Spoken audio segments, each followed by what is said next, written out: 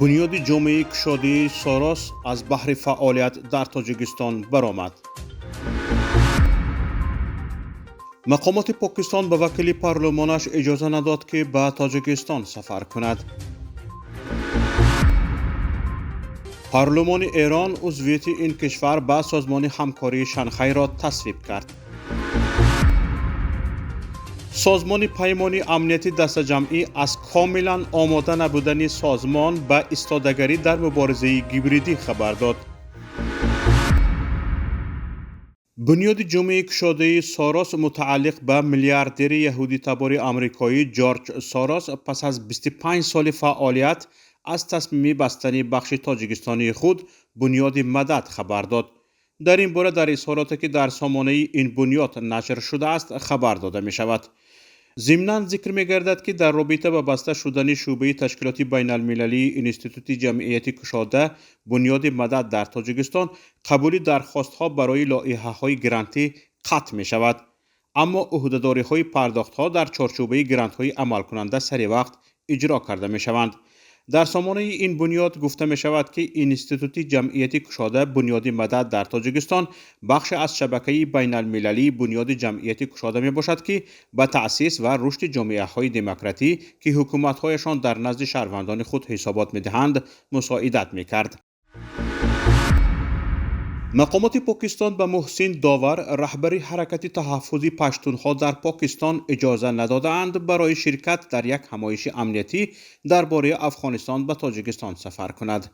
محسن داور وکیل مردمی پاکستان و رهبر حرکت تحفظ پشتونها در پاکستان در صحیفه توییتر نوشت که ماموران امنیتی او را در فرودگاه اسلام آباد اجازه ندادند به تاجیکستان برود. به قول محسن داور او حق و اجازه سفر به خارج را از حکومت داشته است و راه ندادن او به هواپیما آشفته کننده است. محسن داور گفته است رفتار مقامات انتظامی نشان داد که یک سفر نظر به حکومت پاکستان صلاحیت بیشتر دارد. کنفرانس همایش امنیتی هرات روزهای 29 نوامبر با تشبث پژوهشگاه مسائل استراتژی افغانستان در دوشنبه صورت می‌گیرد. گفته می شود در همایش نمایندگان افغانستان کشورهای منطقه شرکت می کنند. نمایندگان شورای اسلامی ایران در جلسه پارلمانی طرح قانون درباره پیوستن این کشور به سازمان همکاری های شانگهای را تصویب کردند. 205 وکیل پارلمان به جانبداری پیوستن ایران به سازمان همکاری های شانگهای رای دادند. 3 نفر مخالف و 4 نفر بی‌طرف ماندند. برای عضویت در سازمان همکاری شانگهای ایران باید تمام اسناد از جانب این سازمان پذیرفته شده را تصویب کند. گفته می شود علیه 49 سند امضا شده است. سازمان همکاری های شانگهای سال 2001 از سوی رهبران چین، روسیه، قزاقستان، تاجیکستان، ازبکستان و قرقیزستان تأسیس یافته است. شریکان این سازمان آذربایجان، ارمنستان، کامبوجا، نپال، ترکیه و شریلانکا می باشند.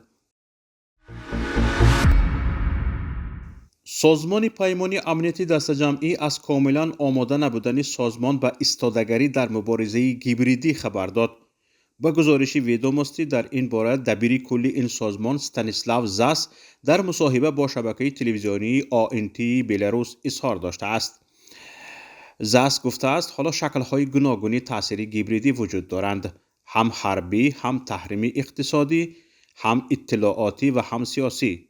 این است آن چیزی که ما درباره حمله های گیبریدی سخن می‌رانیم. من میگویم که نه، سپاه حالا به این گونه مقاومت کاملا آماده نیست. به گفته دبیر کلی سازمان پیمانی امنیتی دست جمعی این دلیل ابجکتیوی دارد. سازمان برای رفع تهدیدهای استثنایی نظامی تأسیس یافته است. همزمان زاس تاکید کرد که سازمان پیمانی امنیتی دست جمعی امنیت را به دیگر بخش‌ها از قبیل تهدید تروریسم، قاچاق مواد مخدر و جنایتکاری از جمله در بخش آیتی تبدیل و توسعه می‌دهد، اما هنوز به مبارزه گیبریدی سازمان پیمانی امنیتی دست جمعی آماده نیست.